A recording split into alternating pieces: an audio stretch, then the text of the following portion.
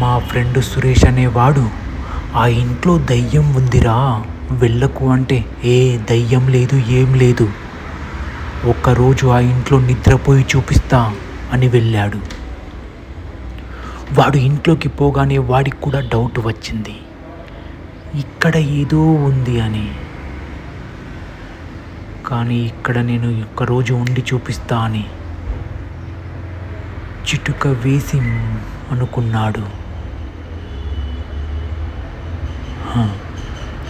ఈరోజు ఈ ఇంట్లో పడుకొని చూపిస్తా అని హ్యాపీగా పడుకున్నాడు.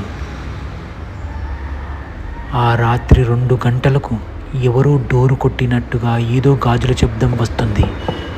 వాడికి లోపల భయంగా అనిపించి సడన్గా లేచి చూశాడు. కానీ అక్కడ ఎవరూ లేరు. కానీ కిటికీ దగ్గర ఏదో కదిలినట్టుగా అనిపించింది. ఇదంతా నా భ్రమ అనుకున్నాడు. మళ్ళీ నిద్రపోయాడు. ఉదయం లేచి అద్దంలో తన ప్రతిబింబాన్ని చూసుకున్నాడు.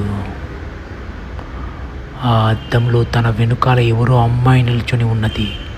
భయపడుతూ వెనక్కి తిరిగి చూశాడు. కానీ వెనకాల ఎవరూ లేరు. భయపడుతూ మళ్ళీ అద్దం వైపు చూశాడు. కానీ అందులో ఈసారి తను కనిపించలేదు. ఆ అమ్మాయి కనిపించింది. భయపడుతూ బయటికి పరిగెత్తాడు. డోరు మూసుకుపోయింది. చాలా భయపడుతూ బయటికి ఎలా వెళ్ళాలా అని డోరు పైకి చూశాడు. అక్కడ రాసి ఉంది, మీరు నా గదిలోకి వచ్చాక బయటికి వెళ్ళలేరు అని.